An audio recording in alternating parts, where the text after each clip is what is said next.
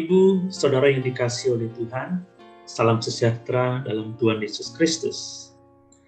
Mari bersama-sama kita merenungkan 1 Tesalonika pasal 5 ayat 9-10 yang berbicara tentang kepastian keselamatan di dalam Kristus. Kita telah melihat sebelumnya bahwa keselamatan kita didasarkan pada ketetapan Tuhan, yaitu di dalam Kristus kita telah ditetapkan untuk selamat. Dan sekarang kita akan melihat bahwa keselamatan kita didasarkan pada karya Allah melalui kematian Tuhan kita Yesus Kristus di salib. Saya akan membacakan kembali surat 1 Tesalonika pasal 5 ayat 9-10. Demikian firman Tuhan.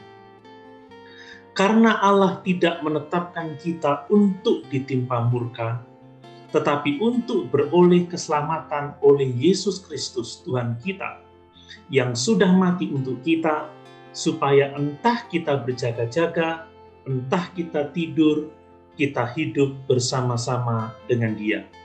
Karena itu, nasihatilah seorang akan yang lain, dan saling membangunlah kamu seperti yang memang kamu lakukan.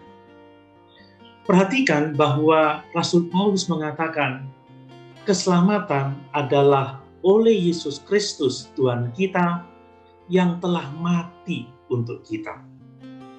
Seseorang mungkin bertanya kepada kita, atau mungkin kita bertanya-tanya dalam hati, mengapa Tuhan Yesus harus mati untuk keselamatan kita?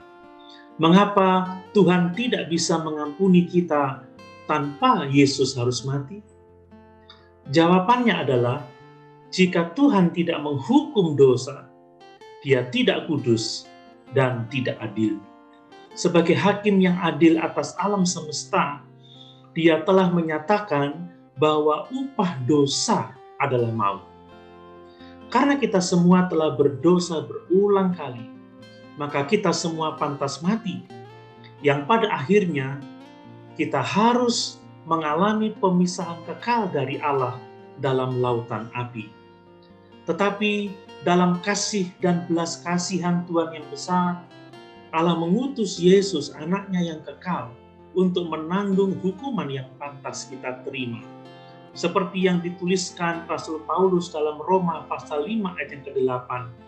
Akan tetapi Allah menunjukkan kasih-Nya kepada kita oleh karena Kristus telah mati untuk kita ketika kita masih berdosa. Bapak, Ibu, Saudara yang dikasihi oleh Tuhan, jelas bahwa keselamatan kita tidak didasarkan pada berapa banyak perbuatan baik yang telah kita lakukan, atau berapa banyak jasa yang dapat kita kumpulkan. Sebaliknya, keselamatan kita didasarkan pada ketetapan Allah yang penuh kasih atas kita dan tentang karya Yesus Kristus untuk menanggung dosa-dosa kita di kayu salib. Rasul Paulus menuliskan kabar baik ini di dalam Efesus pasal 2 ayat 8-9. Sebab karena kasih karunia kamu diselamatkan oleh iman, itu bukan hasil usahamu tetapi pemberian Allah. Itu bukan hasil pekerjaanmu, jangan ada orang yang memegahkan diri. Atau seperti yang dikatakan oleh Rasul Yohanes dalam Injil Yohanes pasal 3 ayat yang ke-16. Karena begitu besar kasih Allah akan dunia ini, sehingga Ia telah mengaruniakan anaknya yang tunggal, supaya setiap orang yang percaya kepadanya tidak binasa, melainkan beroleh hidup yang kekal. Bapak, Ibu, Saudara yang dikasihi oleh Tuhan, keselamatan yang berarti pembebasan dari murka atau kebinasaan yang akan kita alami adalah pemberian Tuhan secara cuma-cuma kepada semua orang yang percaya kepada Yesus dan percaya kepada kematian-Nya untuk dosa-dosa mereka. Mari kita bersyukur, saling meneguhkan, saling menguatkan, bahwa di dalam Kristus kita memiliki kepastian keselamatan, sebab di dalam Kristus kita ditetapkan untuk selamat melalui penebusan atau pengampunan dosa yang dilakukan Kristus dengan kematiannya di atas kayu salib. Haleluya! Tuhan Yesus